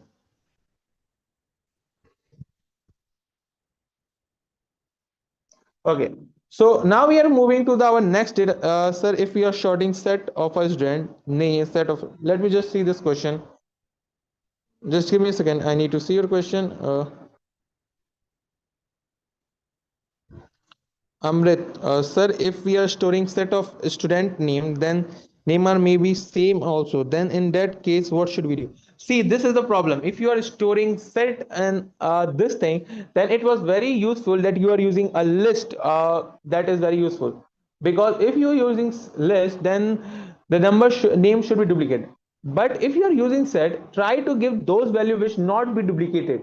Like that's why we always try to store integer values in set. Like you can store roll numbers, you can store like some other thing like suppose account numbers, balance, these things. And if you want to store names, it is very preferred that you store this information in particular, I'm saying map, or you can store these information in list. Now after this we are going to see a new data type. Now if you see in set and list, we have two problems. Like list has the ordered collection with index value, but set is an unordered collection but with security and with no duplicacy, but it has like no indexing. So now we have a new data type named map. Now map is basically you can say, I'm saying actually it was not, I'm saying map is a hybrid version of set and list, because in my view, everyone has their own view, but in my view I think map is a hybrid. So map is basically a key value pair. Now this is very useful. Now key value pair, what is key value pair? So a map has two things. First is a key which should never be duplicated. So key should never be duplicated, it should be unique. Key should never duplicate, and the value should be duplicated, the value should be duplicated. So map has two things. The first is key and the second is value. Now, map has a very useful or important data type. When you want to store informations like very thing, like it can store two information like a student name or student informations, like it has a key or a value. The key should be your any number which is unique. Like if you want to create a student database, then in from using map collection, that at time you can use roll number as a key and name as a value. Also map, you can see map many times in particular places, like if you see e-commerce applications where your particular model name of a mobile phone or a product id or product name will be the key of a particular thing, or the price will be the value, or you can, because value is same for multiple items. Same way if you see in your phone, the phone number is key and the name is the value. There are many examples of map database where we use. So basically the most used database, the most used collection is map. And not only in Apex programming language, but in other programming also we use map multiple times. Now how we are going to create map? See, creating map is a little bit different from set and, or you can say list, because in set and list we actually only storing one values, but in map we are not storing one values. In map what we are doing, we are storing two values. Let me show you why. So first of all, let types map, and then here you can see what we are going to store in map. In map we have two things. First is a key and then second is a value. So both has their data type. So key has a data type and value has a data type. Now I have a question to all of you guys. If I'm storing key, now can you tell me which data type is very best or suitable for key? Is it integer or name or a string type of data? Which is very good for key value? Integer, very good. So in map you need to pass two things. The first data type is always for key and the second data type is always for value. So here we are going to create two data types for this. For this key we are going to create an integer, and for value we are going to create a string type of data. So integer here, map integer comma, and then we need to store value in a string. So type here a string, and now this part is done. Now we have created a map which is going to store two values. First is integer and the second is string. Integer is for key and the for value we are going to store a string. Now close this, and now here we need to write our map name. So I'm writing accounts. Okay, my map name is basically account. After this we need to write new keyword and we need to initialize this map using this. Just copy this line Control C, and here we are going to paste this. Now our map was created, and here we need to create two parentheses. So here you have two options: either you can fill first map, or you are going to pass the value after creating. So we are going to pass these things after creation the map. So I'm creating an empty map this time. So this map is right now empty and it does not store any value. Now this time we are going to see some functions of map here. So our map was just basically created, and if you want to print this map, let's see what we are going to see. So just type here system dot debug and printing this map here, which will be account, control C, and here just paste this. Now let's execute and see what happened. So our code was executed successfully. Now if I click on debugger only again, here the map was created, and you see we have created an empty map this time. Now let's try to store some elements in map and see some functions in map. So the first function of a map we are going to see is the add function. Now in list and set we use actually add function or add method to add an element in list or set. But if you are trying to add element in map, we are not going to use the add method. What we are going to use? We are going to first adding an element in map. So if you want to store an element in map, what we are going to do? You are not going to use the add method. What we are going to use? We are going to use the method name put. So if you want to add element in map, you are going to use the put method. And how this was going to work? This put method is going to get two parameters. The first parameter is an integer value, which will be a key, and the second parameter will be a string, which will be your value. So it is going to take two things here. So let's try to give here and try to use this function. So first you need to write your function name. Okay, so here we are going to write the function name, which will be account, and then okay, wait a second, account dot put, and here in bracket we need to pass two values. The first value will be a basic integer, and the second value will be basic a number. Now here I'm going to pass an integer value like a roll number, so 0 1 1 1. Okay, 0 0 1 1. And now the second thing, I need to pass a string. Now anyone can tell me, here we are going to use single quotes to pass the string, because this is a string data type, so you need to pass the string inside the single quotes. So here I'm going to pass the single quotes, and I'm going to name it like John. So this is the data type. Wait a second, guys. Wait a second. Is everyone able to hear me right now? Can I get a quick confirmation in the chat box? Is everyone able to hear me right now?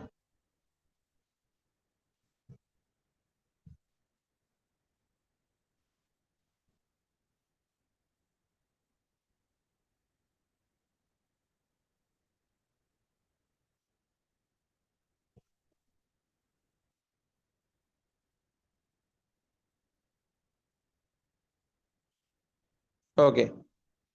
Thank you very much. See, so now here you can see I'm writing account dot put, and here we see we have 011, and this is going to name it zone. Now I'm storing this value and here, and this is a string value. Now after this, closing the parenthesis and putting this, and now we are able to store our element in this particular map. And here we are using the key value pair.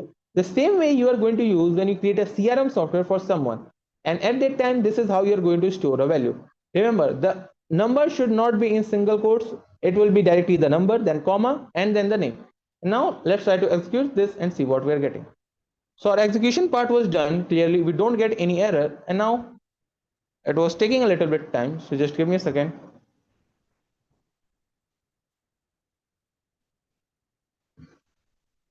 Okay, so the execution is done successfully. It means we are not getting any error. So let's try to put some elements in this map. So I'm going to put 3 to 4 more elements. So copy this line, Control C, and here we are going to put some elements this time. So instead of 001, I'm going to put 002 here in the place of 3, and this will be changed from John to Joe, Johan. Let me just copy this, Control X, Johnny. Okay, now this will be going to be something else. It will be like Jimmy. So I created basically three types of new, you can say, three values, and I will just put this. And now I'm going to print the account this time, and let's see how actually the map data type will print this information. So if we click here this time, let's see how we are able to see this key value pair. So now this was okay, execution is done. Now here you see how we are going to get this. So in real time, we actually seeing our result like this. First, we will get here the number or the key value, then equal to sign, then we are going to get the value which will be John, then the second value, then equal to, and then the third value, and then we are going to see the third name which will be Johnny. So this is how we are able to see our particular values in this section, or this is how the map database was actually showing you the result in the debugger console. Now let's try some other function and see what was happening. So basically dot put function is used for adding a new element in the map. Now, after adding a new element, what is the next thing? If you remember in map, if you remember, we said that it allows two things. The value should be duplicated, but the name should not be duplicated, or the key. So let's try to do this thing. So this time I'm going to just paste this thing, where this time the value key will be same, but the key is same and the value is also same.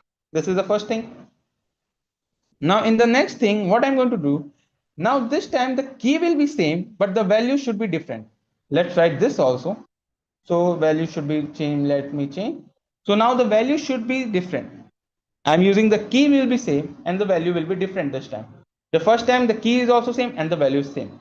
Now let's try the third time. In the third time, what I'm going to do, I'm going to change the key. So this time the key is changed, but the value is same. So now let's try to execute and see what happened with these three results. So I'm going to print every information so we are able to see what was happening. First here, then I'm going to print for this also.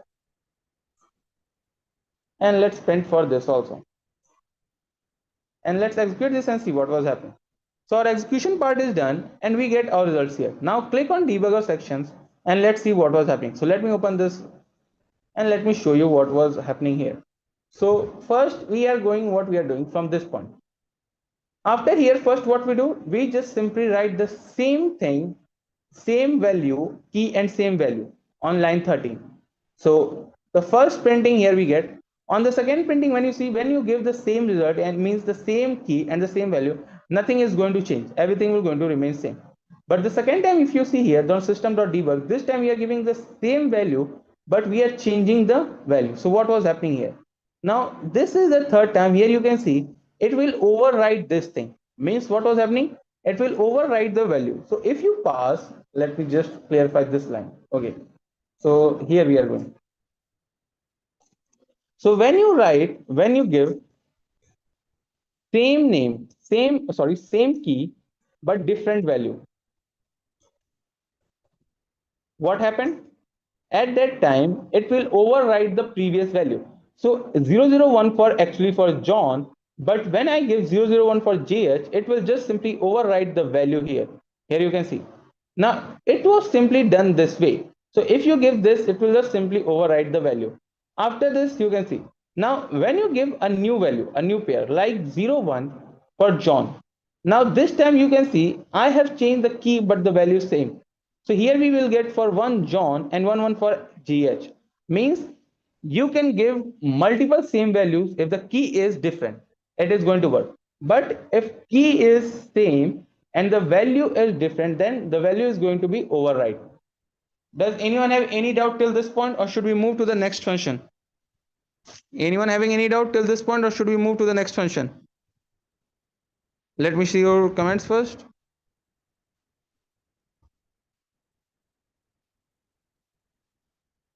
Yeah, you can take key as float value also. There will be no any problem. If you want, it will be depend on you. You can also take key as a name if you want. But remember, at that time you need to write the key same, because if you duplicate the key, what was going to happen, as you already saw, it was just going to override the values. So if you give same keys with different value, the previous value is override with the new value.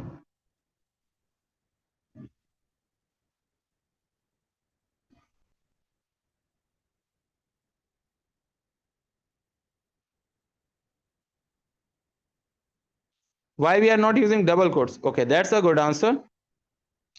Okay, so we have an answer from Amrit that why we are not using double quotes for this thing. So let's see why we are actually not using double quotes. So what happened if I use double quotes? So let me try to put here double quotes this time. So this time instead of single quotes, I'm using double quotes and pass a value here. And let me just close this thing here and pass it. And if I just execute this line, means I'm executing execute highlighted. Here you see we are getting an error that which is not a valid apex identity. So what it was actually happening in Apex programming language, if you want to write a string, you need to write the string inside single quotes. If you write in double quotes, it was not identified as a string. That's why we are writing our information in single quotes. Do you understand? Okay, let me put it here also.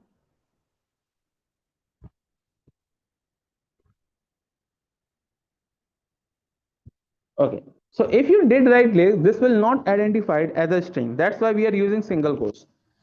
Now let's move to the next function for the map collection. After seeing this, now we have a next method which will be update or override. I think you already see the update and override function also. If you have the same key and if you put different value, it will be override or update the things. Now after this, how we are going to get a value? So map provide a different things like same in list we uses particular index. The same way in map we uses this key things to get a value. So if you want to get a value, we are going to get a value using the key function. For this we have a function name in map which is known as .get. So .get is going to return an integer value or a you can a string value which was related to the key. So here we are going to use this value in the system section. So control C, and here I'm going to use first, let me just pass a comment, getting an element using key.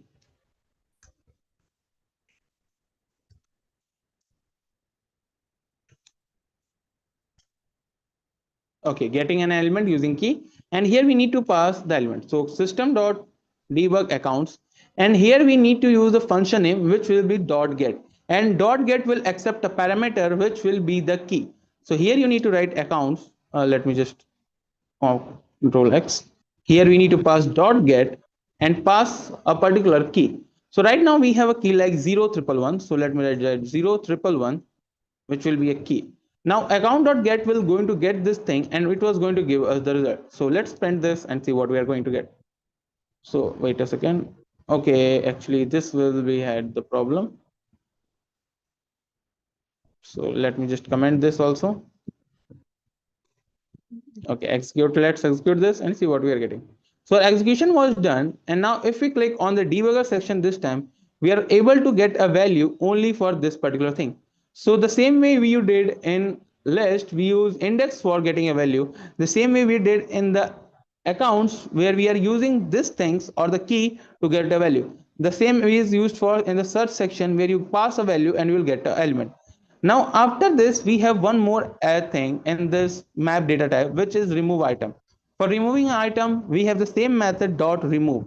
So if you use dot remove you are able to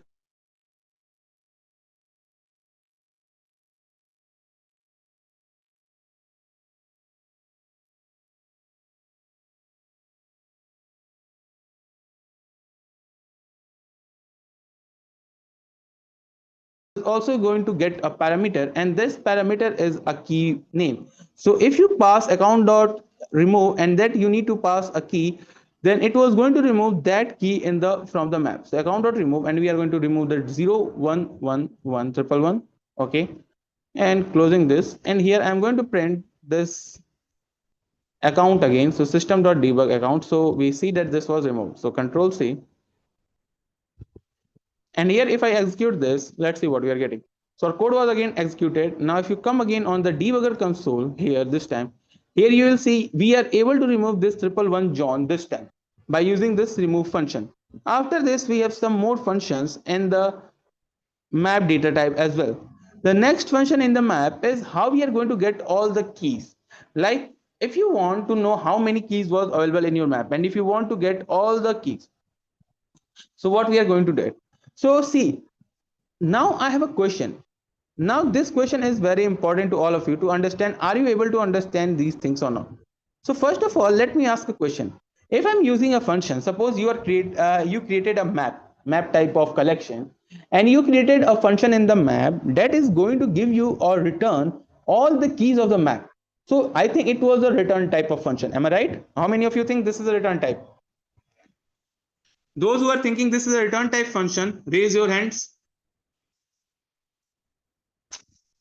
How many of you think that this is a return type of function? Those who are thinking, raise your hands. Okay, only 4 people are thinking that this is a return type of function. Anyone else? How many of you are thinking that this is a return type of function? Okay, now if it was a return type of function, you've identified that this was not going to give a single return, because if we are talking about all the keys, maybe the keys is very high. Am I right? Okay, so now what is the best way to print all the keys? So we have a way. Why not we just print all the keys to store? First of all, we store all the keys in a list or set. I don't think we can simply print all the value. No, we are not going to use here loop. We are not going to use loop. We are going to use set. We are going to use a simple logic here to print all these keys here. When we are talking about loop, when you are going to use loop to fetch all the data from the map, set, and other things, yeah, you can use, sir, can we retrieve an element using the value of a key? Value of a key? No. You need a key to retrieve a value. You are not going to use a value to retrieve a key. Okay, so let's see how we are going to actually print all the maps, all the keys of a map without using a particular, or you can see a loop. Oh, so we put all keys in a set and return that set once. Yes, we are going to put store all the keys in a set, because this method was going to return all the keys. So what we are going to do, we are going to store all the keys in a set and or a list, and then we are going to print all the things using the system.debug. So let's come here and try to do this. So this time I am going to create first a set or a list which was going to store an integer type of value. So just I'm going to create a list here which was going to store strings or value, and then I'm going to call a method. So let's try to do this. So let me just create a string here. Just give me a second, guys. So first of all, here we need to create a list. So list, and what this list was going to store, it was going to store. Now tell me here what we are going to fetch. Can anyone tell me what we are fetching this time? We are fetching all the keys. So now tell me, if I'm taking all the keys, which data type is best? It was best for set or it was best for list? We can use both things, but set is very good because set does not allow duplicacy, and we are fetching data type. So I'm going to use set, and here we need to type integer, because this was going to take integer, and then the name of the set or the data type which you are going to print here. So the name will be depend on you what type of this set is going to name. So you can name anything like what you want. So I'm going to name like this is account mem, I think. So set dot integer, and I am getting id. So id name, id roll. Okay, id roll number I'm going to take from this, and then I need to call that method. So all the integer informations, all these things was stored in this set, which name is this id roll. So we need to call the method, and the method name is, for getting all the key, the method name is key dot set. So how we are going to do this? Equal to, then we need to call our map name, which is account, and here equal to account dot, and here we need to call the method name, which will be key sets. Okay, now when we call this method, what was this method actually doing? This method was actually going to return a set of key. So it was going to return all set of key. Now why we are using here set? Because every key is a unique thing. That's why it was going to return a set of key. So we just simply pass all this key set in this roll number set. So we just simply use key dot set, and now just try to execute this and see what we are going to get. So let me just see. Oh, okay, wait a second. Actually, this is wrong. Key dot sets, and here just try to print this. So system.debug, and here we need to print the id roll, Okay, now wait a second. Now let's try to execute this and see what we are going to get. Now, if I click on here, okay, line 24, which I'm getting here. Okay, here I think. Okay. Okay, wait. Oh, wait a second. I just missed the spelling name here.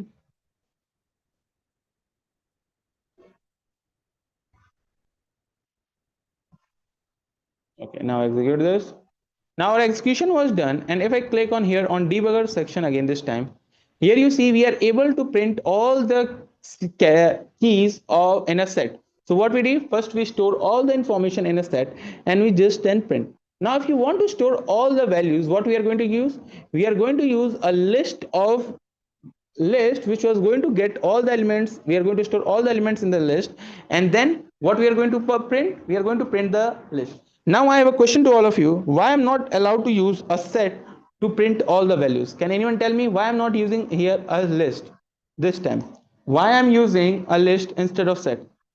Can anyone tell me why I'm using list to do this thing?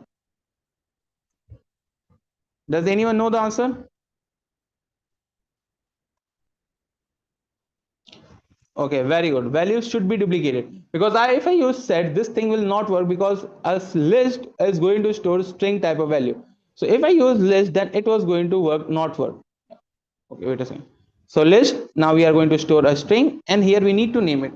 So it is account. So I am going to name of employee is my name of employee, and it was going to, we are going to call a function name. Instead of account.keyset, we have a function account.keyValues. Now keyset return a set of keys where dot value is going to return a list of values. So simply in the set value, in the place of keyset, remove this and write here values. Okay, keys dot values, double quotes here. Next line, just try to print the system.debug instead of this time. Control V. Okay. Name of employee. And here just simply print this information and try to execute this. Now, if we execute this time we are going to get all the values of the map using these two things.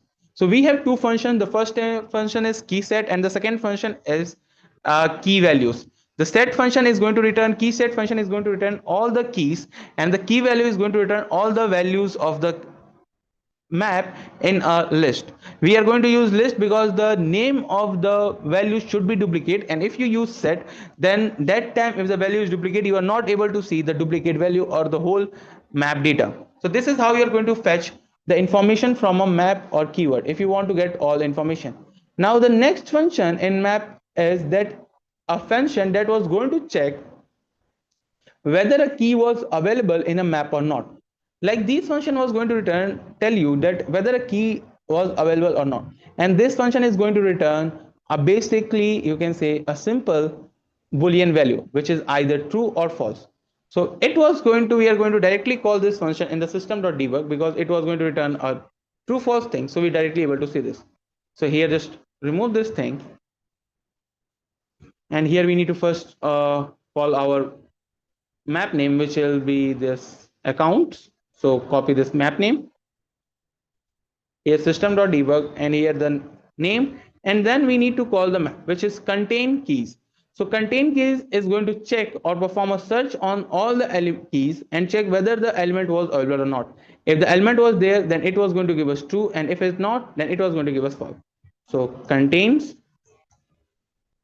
Now anyone tell me this time contains.key is giving us boolean values. Why it was giving boolean values? Can anyone tell me why this function giving boolean values? Anyone have any answer why it was giving boolean values? Anyone have any idea? Why not going to directly tell us like true false? Instead of true false, it can also give us like information like the particular element, and then it was going to say true.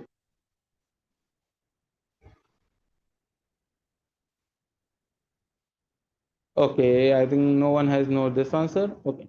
So let's try to see some elements which was actually in here. So I think 0, 1 was available. Yes, 0, 1. And now I'm going to pass a new value which will not actually in this thing. So Control C, Control V, and this time instead of 0, 1, I'm going to check 0, 1, 1, 1. Now let's execute this and see what happened. Okay, line 28. What is the error I'm getting? Contain keys, account. Let me see what is the on 28.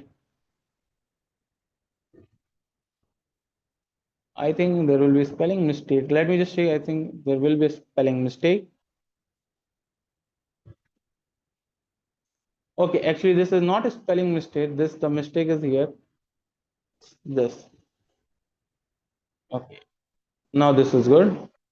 The same thing is happening here also.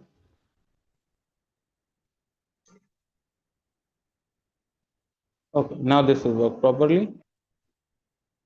Okay. Now the execution was done, and now let's see the debugger section. Now here you can see we are getting two values. The first is true and the second is false. So it was going to check whether a key is available in this thing, and then it was going to return a Boolean value. Either it was true and either it was false. So this is the map data type which we study. So now map data type has very use. We are going to see, and we are also getting some information. I didn't get the. You can call on the helpline also. If you don't get the mails, you can call on the helpline. You'll get the response. Okay, let me. Okay, just sorry for the. Okay, let me send you the code here. Okay, this is all the code of the map data type. I will already send you all these questions, map sets, and the. Okay, so these are all the data types which you are getting. So you need to use all these things on your debugger console or maybe on your particular VS Code and try to execute it, and try to visit the salesforce.org where you can search for Apex and other things to see whether it was properly. You find all the methods, and if you don't find any method, you can check for other methods also on the Apex Salesforce guide for sets and maps and collection. Now let's meet tomorrow, and tomorrow we are going to learn about operators and constants and other things, and then we are going to move the most important topic in every programming language, which will be the control flow, where we are going to see about the loops and the conditional statement. Okay, have a good day all of you. Let's meet tomorrow, and tomorrow we are going to practice more. Does anyone have any doubts?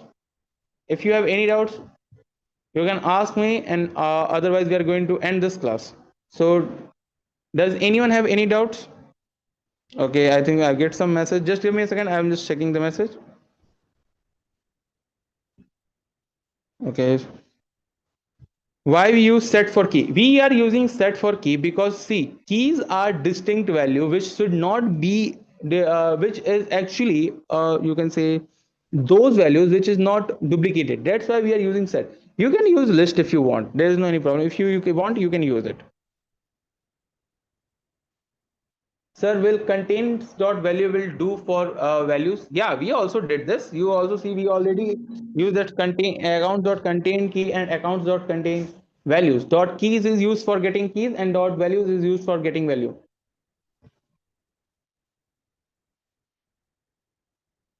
No, it was not going to work for values. See, values, this is not going to work for values because you see values are different items or duplicate items. So it was not going to work for values.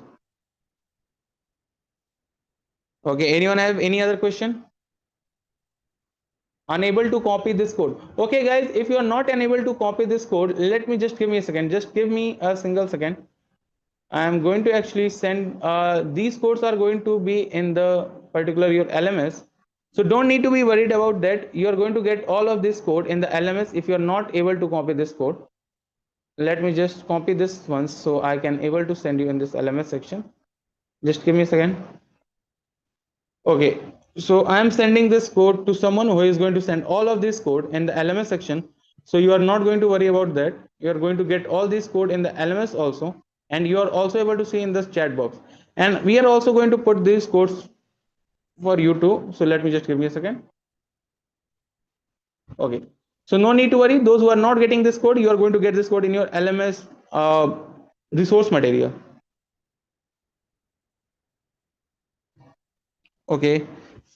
I think no one has any other question. Okay. Wait, Amrit, you have some question. Kondru.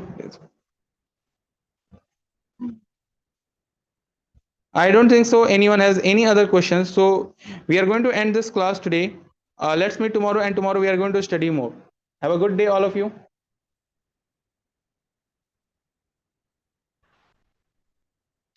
Amar sir, you can end this class now. Okay, yeah, sure, sir. Thank you. Student, I hope everybody mark the attendance. If not, I'm resharing that once again. So please mark it. Amar And sir, are you audible? Am I audible to you? yes, sir. Yes, sir. Hello.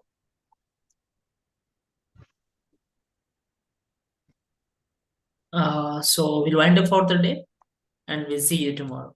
Thank you. Bye bye. Have a nice day.